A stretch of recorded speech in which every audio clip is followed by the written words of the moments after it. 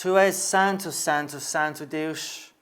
Os serafins lá no céu declaram isto, que é verdade. E nós também. E nós te amamos. Mas nós só podemos te amar porque tu nos amaste no primeiro lugar. Obrigado, Deus, para essa oportunidade que tu estás nos dando para ouvir a tua voz, por meio da pregação das tuas palavras.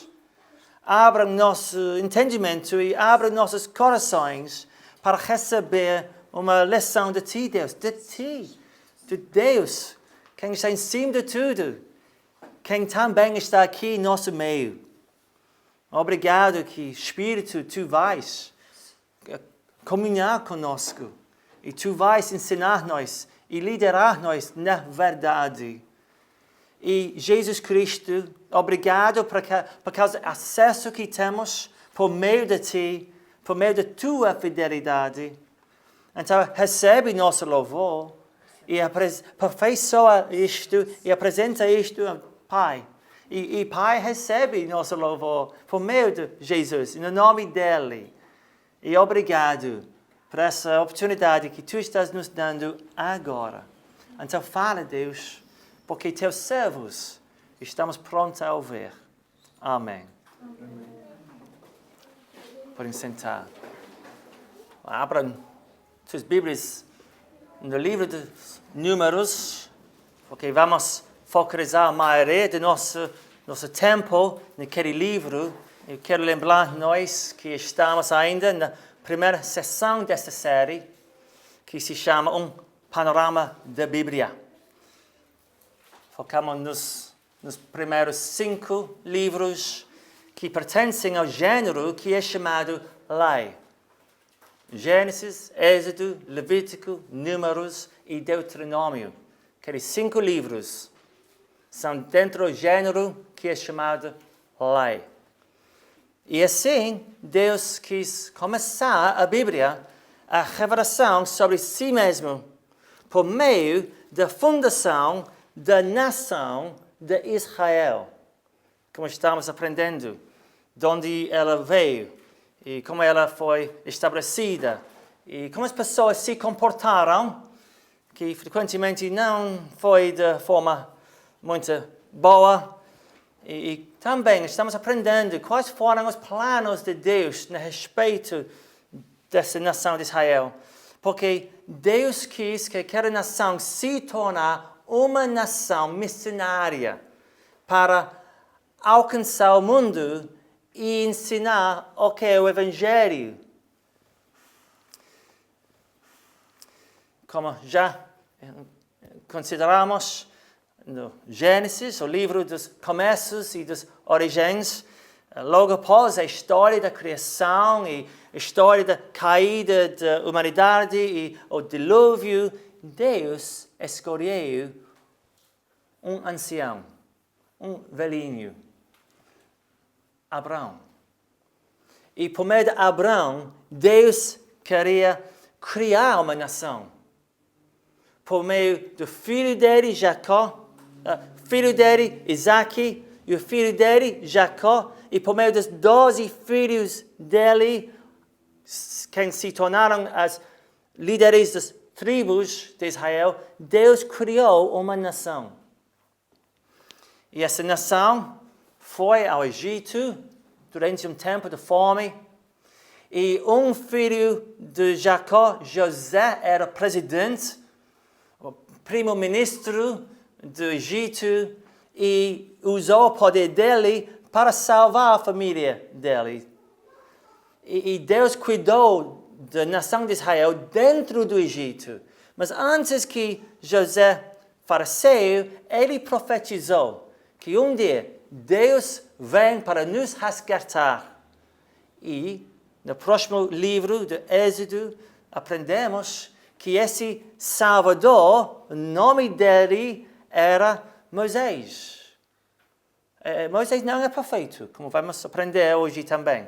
Mas Deus usou Moisés para liberar Israel do Egito e levar essa nação até por meio do mar morto, que Deus abriu milagrosamente e a nação passou por meio do meio e entrou no deserto. Poucas semanas depois que eles entraram no deserto, Moisés ele subiu no Monte Sinai, onde ele recebeu os 10 mandamentos. E alguns meses depois disto, através de mais encontros na tenda do encontro que ficava fora de Arraial, Deus deu a Moisés as instruções para a construção do tabernáculo. E deu-lhe tudo o que era necessário para Deus estar presente no meio do acampamento, bem como os utensílios necessários para o povo o adorar. E tudo foi bem executado no fim do livro de Êxodo, e Deus desceu para se manifestar no tabernáculo. Então, vemos aqui 3 fases da proximidade de Deus. Primeiro, de cima do Monte Sinai, depois, na entrada do Arraial e, finalmente, presente no centro do acampamento, no tabernáculo, no meio do seu povo. E ali Deus continuou a dar as restantes instruções necessárias para a santidade do povo e a respeito da adoração, especialmente para o sacerdócio. Os sacerdotes vinham da qual tribo? Vocês lembram? Da tribo de Levi. Eles eram levitas e é por isso que o terceiro livro se chama Levítico. Deus deu mais instruções naquele livro sobre como se eles deveriam organizar como comunidade, e também deu promessas em relação à sua proteção, sua provisão, sua prosperidade e salvação. Mas tudo isto foi por causa da fidelidade de Deus. Não por causa da fidelidade do povo, por causa da fidelidade de Deus. E o ápice de tudo isto é chamado a aliança. Eu falei do povo, dia após dia, chamava-se a atenção da sua necessidade, principalmente para aprender a confiar em Deus e na graça dele, na misericórdia dele, porque ele não tratou-lhes sempre como eles mereciam. E por meio das dificuldades, os fiéis aprenderam a confiar em Deus, por meio das dificuldades que eles passaram. Então Deus iria fazer tudo isto para revelar a sua própria glória, ultimamente por meio da sua própria provisão de um Salvador, o Messias, Jesus. E assim, embora a nação se tenha recusado a ser a nação missionária para o mundo, isto é o Evangelho, revelado através da história, da sua história.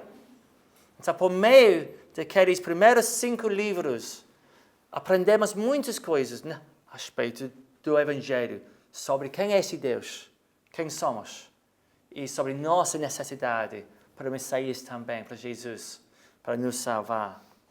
Agora, chegamos ao livro que chamamos Números, que continua a história no mês seguinte, após as revelações de Levítico. Todas as revelações no livro de Levítico, Deus deu entre um mês. O fim daquele mês, no início do próximo mês, é o início do livro que nós chamamos Números. Ok? Então esse livro continua revelando as coisas que Deus deu a esse povo aprender para nós também. E o conteúdo de Números é o nosso diário de bordo. Diário de bordo, que abrange 38 anos da jornada de Israel através do deserto. Então, a maioria, ou todo o livro de Números, leva-nos nessa jornada com Israel por meio do deserto. Desde 2 anos depois da saída do Egito até o 40º ano, um pouquinho antes da nação entrar na Terra Prometida. Podemos dividir o livro nas 2 partes. Nos capítulos 1 até 19, dos eventos que aconteceram no 2º ano. Os primeiros 19 capítulos, tudo aconteceu no primeiro no ano 2, ok? Desde saíram do Egito.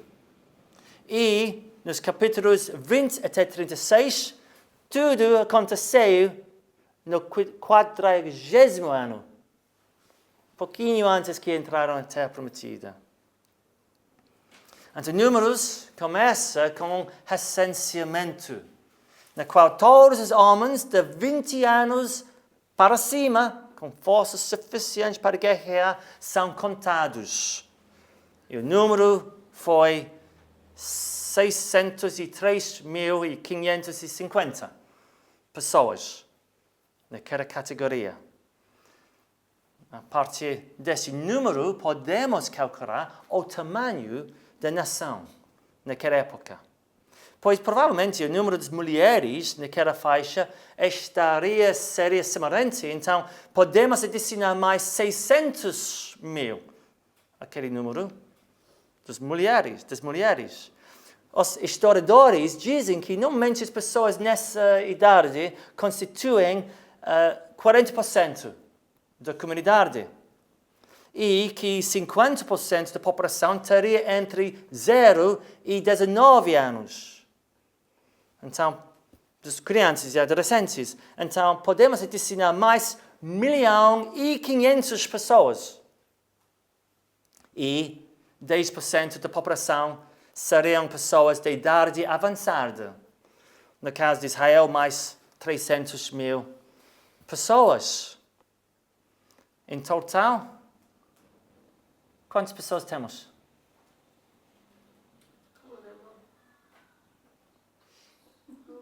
How many? Quantas pessoas? 4.000. Não. 3 milhões. 3 milhões de pessoas em Israel. Mais ou menos. E talvez mais. Mas, mais ou menos, 3 milhões. É um número enorme. Especialmente quando nós consideramos os 40 anos que passaram a viajar para o deserto. Quantas pessoas, habitantes, moram na Madeira? Alguém sabe mais ou menos? 260.000 habitantes na Madeira. E tu sabes que 2,2 milhões das pessoas visitam Madeira anualmente. Isto significa 2,2 milhões visitam mais ou menos. Isto significa que há 40.000 visitantes aqui hoje. 6.000 quase vêm e vão diariamente. Mas porque pessoas não vêm por um dia, eles vêm por vários dias. E por causa disso, podemos dizer há mais ou menos 260.000 pessoas habitando e 40.000 visitantes, que não vão ficar para sempre, mas por pouco tempo. Quanto é juntos? Aquele número. Qual é aquele número combinado? 300.000 das pessoas hoje aqui na Madeira. Imagine todos os habitantes e todos os visitantes aqui na ilha hoje multiplicado por 10. E temos o tamanho da nação de Israel. Impressionante. Imagine essa grande multidão, 10 madeiras juntos, caminhando vagueando por meio do deserto. E Deus sustentou toda esta nação milagrosamente. Ele providenciou o maná. Ele providenciou a água. Ele providenciou a carne. As roupas e sandálias que não se desgastaram. E a proteção necessária. Proteger-lhes contra o sol durante o dia e o frio durante a noite. E proteção contra várias nações, inimigos que querem matar-lhes. Deus providenciou tudo isto. E a prova vem desta provisão ao fim do livro. Depois de 38 anos do primeiro recenseamento, no capítulo 26, temos o segundo recenseamento que é registrado lá, e o número revela-se muito semelhante. Uma diferença de menos do que 3.000 pessoas. Que é fantástico pensar nisto. E isto apesar do fato de uma geração inteira ter ficado para o caminho devido à incredulidade. Uma geração inteira faleceu, mas ainda o número foi quase o mesmo quando entraram a Terra Prometida. Então, por causa desses recenseamentos, o livro é chamado Números. Todavia, alguém poderia concluir que esse nome se refere às numerosas reclamações do povo, que foram muitos, mais do que em qualquer outro livro na Bíblia. Há mais reclamações nesse livro do que em qualquer outro livro na Bíblia. Não detalharei o conteúdo de todos os capítulos. Veremos apenas alguns pontos marcantes. Nos capítulos 2 e 3, lá temos a organização das tribos, algo essencial para a sua jornada no deserto, especialmente quando consideramos tudo o que eles irão encontrar. Nos capítulos 4 e 9, vemos mais instruções sobre a respeito da purificação e dedicação das tribos, bem como a consagração do templo, do tabernáculo.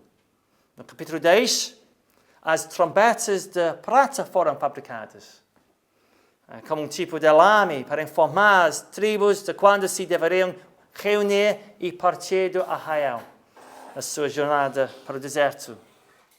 Nos capítulos 11 e 12, o povo reclamou perante o Senhor das suas dificuldades. E ele consumiu alguns deles com fogo.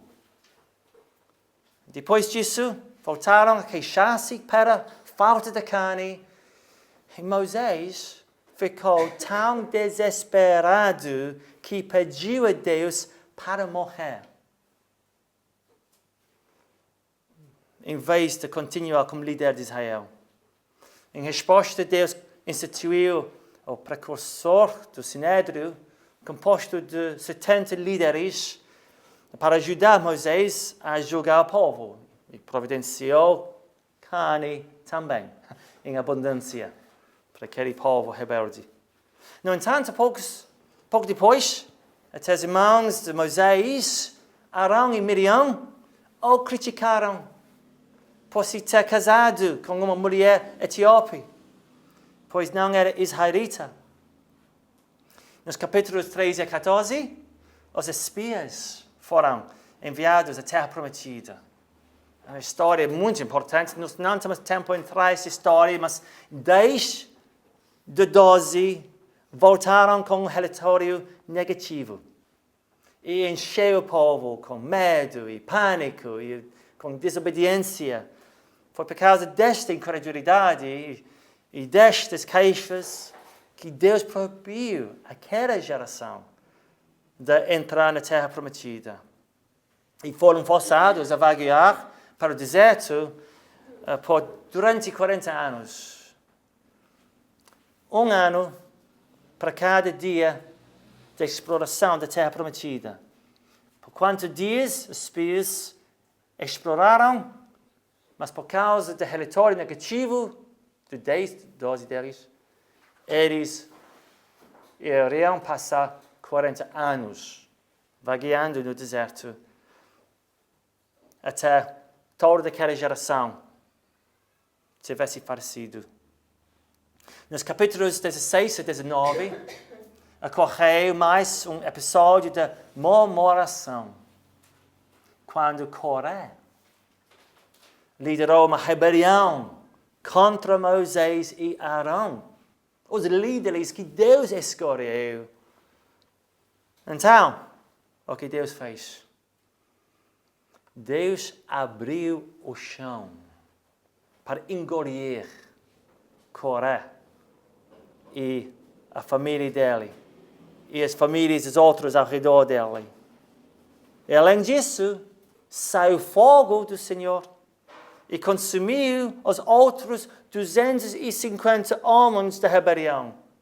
E, logo a seguir, mais 14.700 pessoas morreram numa praga que Deus enviou. Tudo isto por causa da rebelião. E depois de tudo isto, Deus reafirmou a liderança de Moisés e Arão e os seus deveres dos levitas, que serviam como seus auxiliadores. Tudo isto aconteceu no ano 2. Muitas coisas, né? Muitos eventos em pouquinho mais do que 12 meses. E na segunda parte do livro, pulamos 38 anos. Passados 38 anos, ao capítulo 20, onde até Moisés e Arão desobedeceram ao Senhor. Moisés bateu na rocha, como fizeram em Êxodo capítulo 17, mas desta vez tinha recebido ordem para falar a rocha. Por causa disso, também eles foram impedidos de entrar na terra prometida. Até Arão e Moisés foram impedidos. No capítulo 21, lá temos a história da serpente de bronze. E voltaremos a este ponto dentro de momentos. Espere aí. Nos capítulos 22 a 25, houve a história de Balaque, rei dos Moabitas, inimigo de Israel, e Balão, um profeta, com um jumento que farou. Balão foi contratado para amaldiçoar Israel 3 vezes, mas em vez disso, ele abençoou o povo. Ele até profetizou a vinda de Jesus. Uma estrela surgirá de Jacó. Um cetro se levantará de Israel. E por 2 vezes amaldiçoou os Moabitas. Então ele não amaldiçoou Israel, ele amaldiçoou os Moabitas. No entanto, tragicamente, embora os Moabitas tenham falhado em conquistar Israel por meio de maldições, as suas mulheres levaram os israelitas a pecar contra o Senhor através da imoralidade sexual. E por isso, Deus enviou mais uma praga que afligiu Israel. E 24.000 pessoas morreram. E no capítulo 26, o segundo recenseamento. Capítulo 27, José é designado como sucessor de Moisés. No capítulo 31, a grande guerra contra os midianitas. Foi muito importante, nós não temos tempo para considerar isto em detalhes agora. No capítulo 32, os líderes das tribos de Ruben, Gad e a meia tribo de Manassés pediram e receberam o território de Jazá e Gileade, que ficava fora da terra prometida.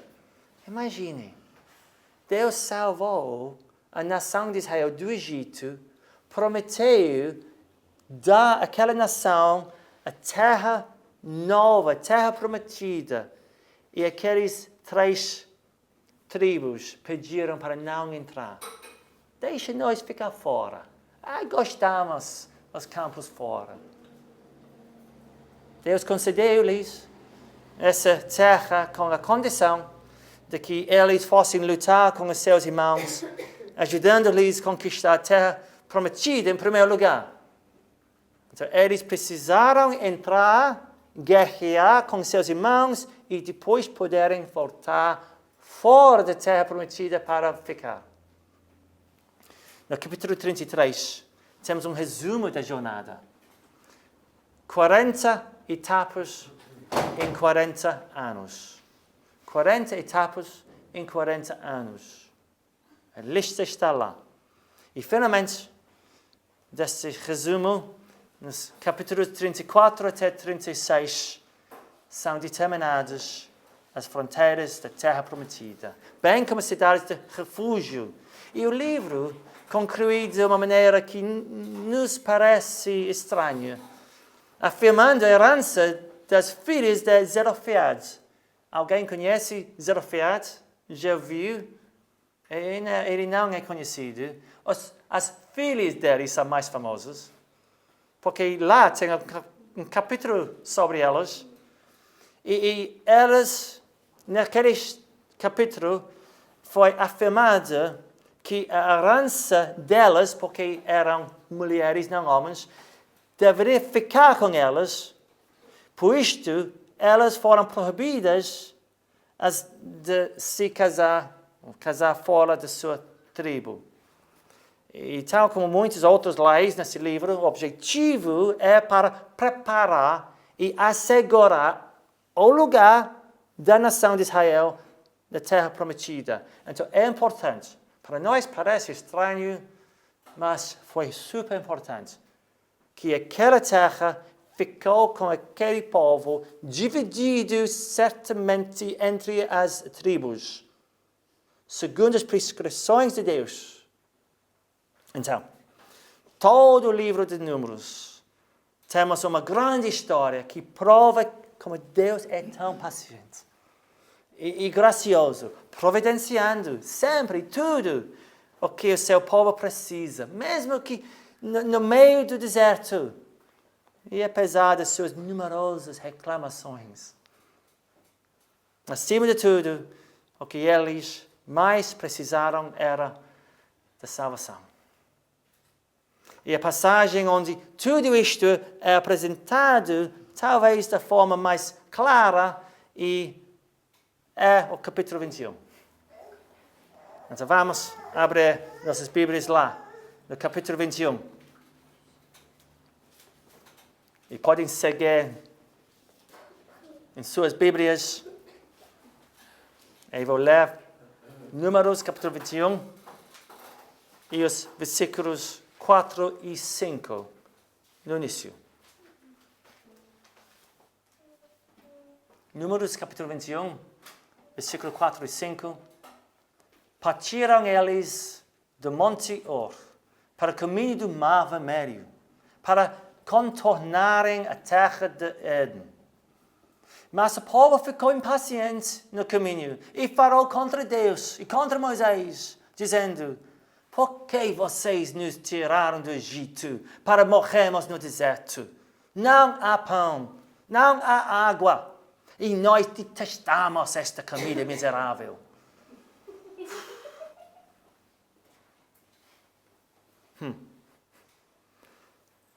O povo tinha acabado de conquistar o rei cananeu de Arade. Libertaram os prisioneiros, os israelitas que ele tinha levado, e destruíram totalmente suas cidades. E pouquinho depois,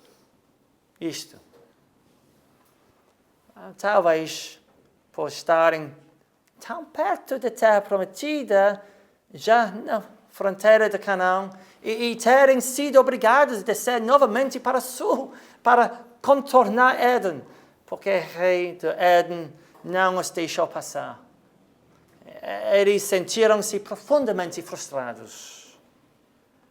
Passaram 40 anos e eles olhavam à volta e viam o mesmo deserto, o mesmo calor, a mesma areia.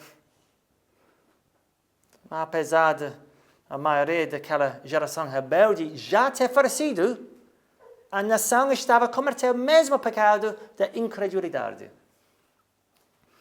Depois de tudo o que Deus já tinha feito por eles, eles ainda duvidavam da capacidade de Deus para providenciar. E continuavam a reclamar. Versículos 6 e 7. Então o Senhor enviou serpentes venenosas, ou abrasadores, algumas versões têm, que morderam o povo, e muitos morreram. O povo foi a Moisés e disse: pecamos quando falamos contra o Senhor e contra você. Ore pedindo ao Senhor que tire as serpentes do meio de nós. E Moisés orou para o povo. Por que Deus enviou serpentes? Por que Deus enviou serpentes? Deus não é bom, não é? Deus é paciente. Deus é misericordioso. Deus é gracioso. Por que Ele enviou serpentes no meio da comunidade para morder muitos? Eu vou contar-vos uma história real. Quando visitei o povo indígena Sateré-Moé, no coração da floresta amazônica, para batizar 10 novos convertidos, juntamente com meu amigo, um pastor daquele povo, alguém chamou a minha atenção para um homem que passava de muletas, pois ele tinha apenas uma perna.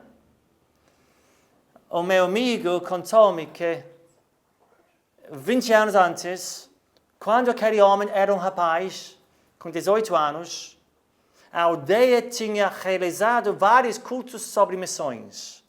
Uma grande oferta tinha sido recolhida para enviar a outros povos para ajudar a ganhar almas para Jesus.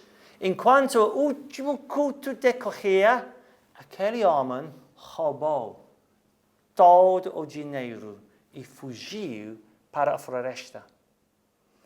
2 dias depois, ele voltou e foi encontrado no chão, já junto à cerca da aldeia, quase morto. Tinha sido mordido por uma serpente chamada surucucu. Eu já vi o surucucu. Uma das serpentes mais venenosas do mundo. Normalmente, uma pessoa sobrevive apenas algumas horas sem ajuda médica. E mesmo com medicina, se alguém for mordido no braço, perde o braço.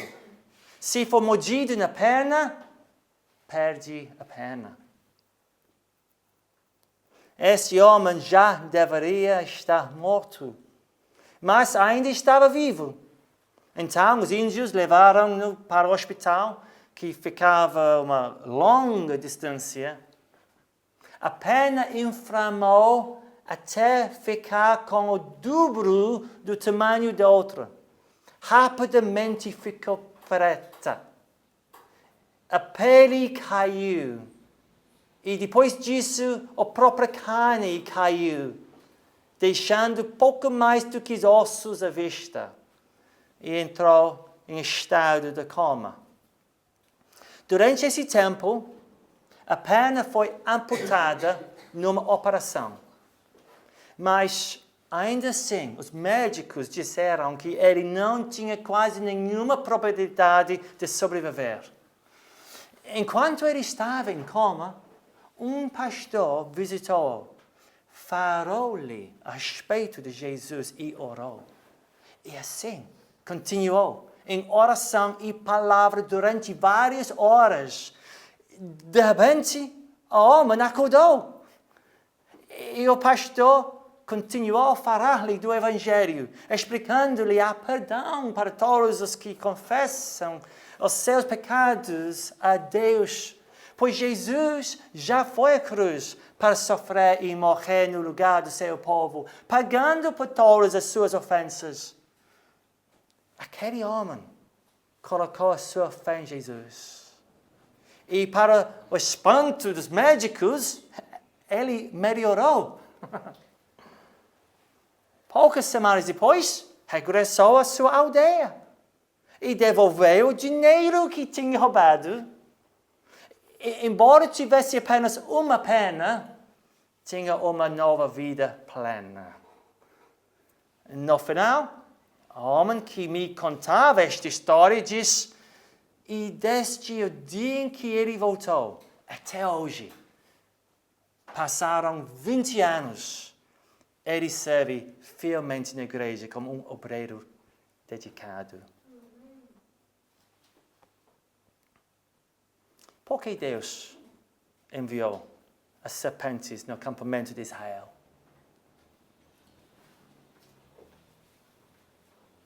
Por causa da sua misericórdia. Deus deu ao povo mordido que merecia morrer a oportunidade de confiar em Deus e ser salvo. Olha em versículos 8 e 9.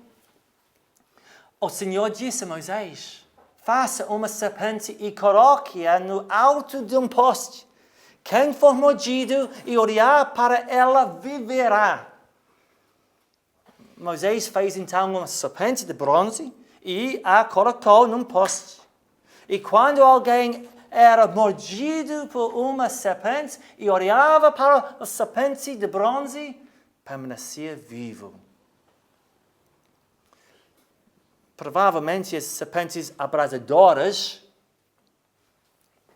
ou serafins, interessantemente, segundo hebraico, que significa ardentes, queimantes.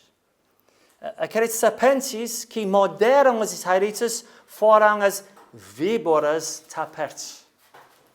O nome é víboras tapet. O veneno desta víbora causa uma dor excruciante, uma sensação de fogo, uma queimação intensa do local da picada. O veneno provoca uma inflamação rápida e hemorragias internas. Hemorragias internas que deixam a pele avermelhada e quente, como se estivesse a queimar. É provável que por causa da cor da pele avermelhada e quente, Moisés tinha feito o serpente de bronze.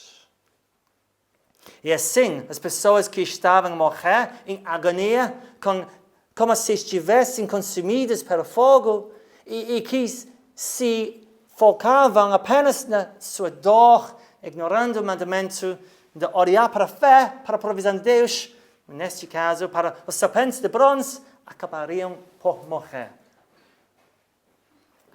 Enquanto isso, aqueles que pediram a Moisés que orasse para eles e olharam para a fé, para a serpente, viveram. Sabe como Jesus aplicou este evento? Quando estava a evangelizar alguém.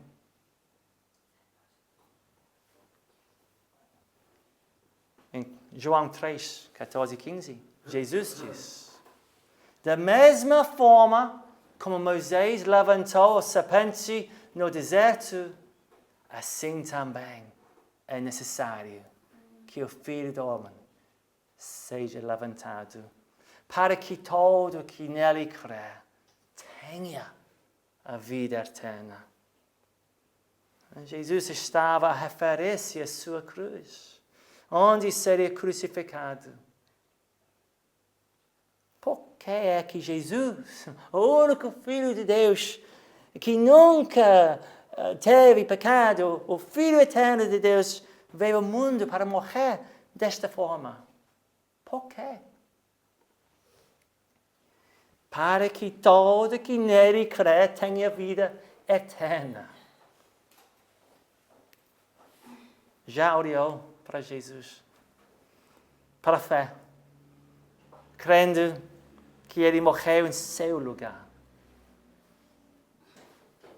Crendo que ele morreu para pagar o preço dos seus pecados. E para a fé já recebeu o perdão, vida eterna. Porque Deus amou o mundo de tal maneira que deu o seu Filho unigênito para que todo que nele crê não pereça, mas tenha vida eterna. Sem Jesus, já está a perecer. Pois o veneno do pecado já infectou cada parte do seu ser. Jesus é a sua única esperança. Ele é a provisão perfeita de Deus enquanto estamos nesta jornada, nesta viagem de vida rumo à terra prometida, ao céu. Saiba disso. Com fé em Jesus, a nossa entrada está garantida. Amém? Amém. Vou orar. Oh Deus, obrigado que há um caminho aberto para nós. O caminho é Jesus. E obrigado que há verdade. E essa verdade é Jesus. Obrigado, Deus, que há vida plena. Essa vida é Jesus. Então, por favor, Deus, cuida de nós nesta jornada, por meio desta vida dura e difícil. Leva nós para a Tua presença no céu, por favor. E ajuda-nos nunca duvidarmos em Tua provisão. Tu és fiel sempre. Perdoa-nos para nossas reclamações. Perdoa-nos para nossas queixas. E ajuda-nos, Deus. Estamos mais gratos, mais alegres, mais felizes. Que esse mesmo Jesus, quem fariseu, ressuscitou e vive para sempre. E somos a parte dele. Estamos em Cristo e Cristo está em nós. Se há alguém aqui sem esta fé, Deus, envia um serpente na vida daquela pessoa para picar nele. Para ajudar a tal pessoa a entender a desesperação, a necessidade para a salvação. E obrigado, Deus, para os serpentes que Tu já enviou em nossas vidas para atrair a nossa atenção para quem Tu és. E obrigado pela cura, quem é Jesus. O antídoto. Obrigado. Tu és um Deus quem sabe como Tu podes providenciar tudo que nós precisamos também. Obrigado. Amém. Espero que toda aquela pregação foi uma boa maneira para preparar nossos corações e mentes para apreciar mais sobre o que Jesus fez em nosso lugar. Evidentemente, quando Ele estava sofrendo na cruz, Ele estava consciente em ti, em teus pecados, porque Ele recebeu os seus pecados no corpo dele. Ele foi feito pecado. Ele quem nunca pecou, não uma vez, não na mente, nem com as palavras, nem com as ações. Jesus nunca pecou. Ele era o único homem inocente. Então, ele voluntariamente se sacrificou numa cruz, em agonia, com vergonha, nu, com sangue cobrindo o corpo inteiro dele. Ele foi por causa do amor que ele tem para ti. Foi amor que levou Jesus àquela cruz. Amor perfeito, amor santo, amor eterno. E um dia, em tua vida, tu ouviu o Evangelho e pela primeira vez entendeu tua necessidade para a salvação. Primeira vez, eu não sei se pode lembrar, a primeira vez quando tu viu com o olho da fé em Jesus, seu Salvador. Jesus, o Filho Eterno, veio da glória ao mundo para me salvar. E ele faleceu lá na cruz com meus pecados nele.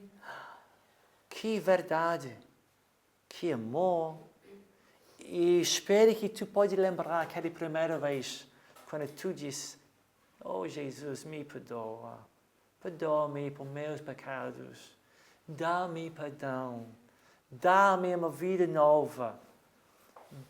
Permite-me viver para te servir. Eu quero estar contigo para sempre, mas até eu posso chegar em tua presença lá, tu chega e está presente em meu coração. E fique comigo, meu Senhor. Espero que tu pode lembrar aquela primeira vez. E talvez muitas vezes desde aquela vez já lembraram sobre o alto preço que Jesus pagou. Jesus sofreu e morreu. E em memória dele, nós vamos pegar esse pão. E nós vamos, cada um de nós que é cristão, isso é para ti. Tu podes receber esse pão quando passa. E guarda até todos têm. E vamos juntos comer. Com gratidão. Em lembrança de Jesus Cristo, de tudo que Ele já fez. Em lembrança. Ele foi à cruz para ti. E nós só precisamos comer esse pão. É fácil, não? Isso não é sofrimento. Nós não precisamos sofrer. Para nossos pecados, Jesus já sofreu tudo. E nada mais que podemos fazer para garantir nossa salvação, para completar nossa salvação. Jesus já fez tudo. Já fez tudo. Vamos deixar um minuto só para meditar nessas coisas. E para confessar silenciosamente os seus pecados ao Deus. E ore, Deus, dá-me limpeza de novo. Limpa-me, Deus. Limpa-me. E não quero ter pensamentos contra ninguém, contra ti.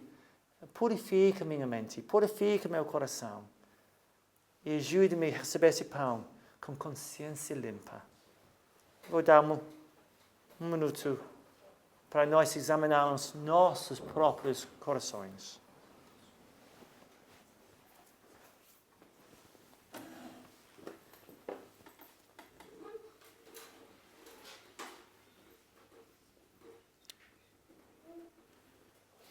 Pastor Sandro vai distribuir esse pão. Guarda em tua mão. Vamos comer juntos. Se não tem consciência limpa, se há alguma coisa que não vai deixar-te receber esse pão, deixa o pão passar. Melhor deixa o pão passar do que comer condenação. Não come condenação. Melhor deixar o pão passar. Mas se tu amas Jesus Cristo com todo o seu coração, da tua alma, da tua mente, da tua força, podes pegar o pão quando vai passar. Se queres pão sem glúten, chama a minha atenção para isto e eu vou dar.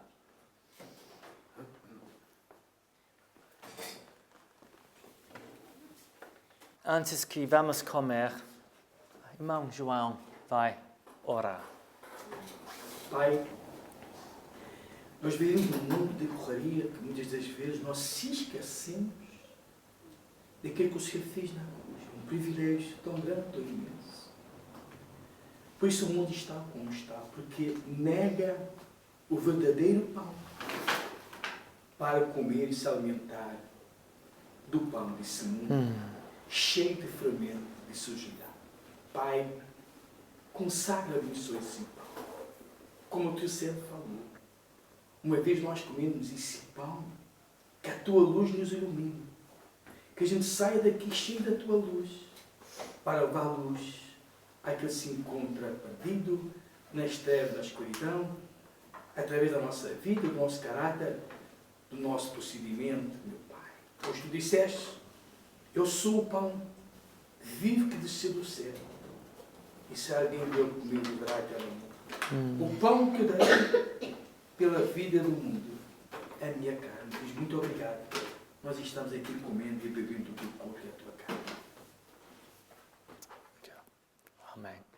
Pode pegar. Comer.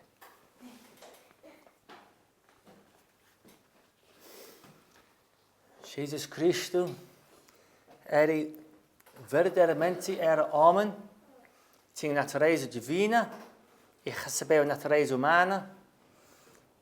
A palavra de Deus veio e recebeu carne. Jesus tinha carne, como nós. E sangue, como nós também. E como todos aqueles sacrifícios foram oferecidos para séculos na nação de Israel, por meio de operação do sacerdócio, eles ofereceram sacrifícios no lugar do povo, milhares e milhares, provavelmente milhões de sacrifícios, muito sangue. Há muito sangue num boi, há muito sangue numa ovelha, mas todo o sangue de todos os animais não poderem perdoar nós de um pecado, não pode salvar ninguém de um pecado. Mas Jesus, apenas quando a hora chegou, ele se deu. E lá na cruz, o sangue dele derramou. Da cabeça, das mãos, dos pés, da costa, do lado, perto do coração, até no rosto, onde eles pegaram a barba dele, onde eles espantaram nele. Mas ele não derramou sangue dele em vão. Mas a vida está no sangue. E quando ele derramou o sangue dele, ele estava dando a vida dele para salvar seu povo dos seus pecados. Nós. Esse copo de vinho vai nos lembrar isto. Antes que vamos tomar, irmã Teresa vai orar.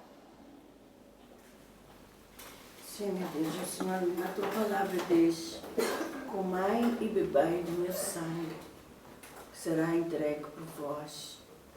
O Senhor mostrou o teu amor, a tua compaixão, o teu perdão lá na cruz. Então nós queremos te agradecer, porque não merecemos tal sofrimento, tal sacrifício, mas o Senhor, meu Deus, quis mostrar esse amor magnífico, o amor excelente, o maior amor do mundo, que seria o seu sacrifício em forma de sangue.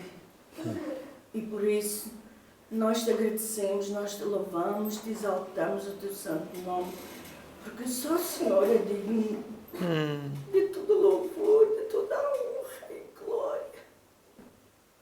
Por isso, nós te agradecemos em nome do Senhor Jesus. Amém.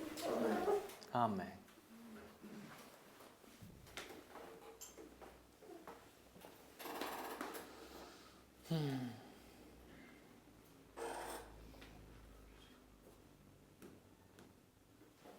Oh Deus, frequentemente nós não podemos achar as palavras.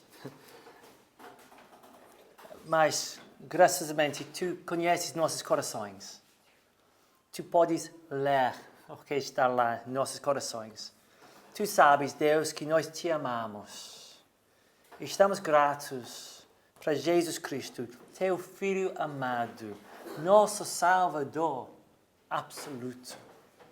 Obrigado, Pai, que tu enviou teu próprio Filho, tu deu o teu Filho unigênito, para que todos que nele crê não perecem.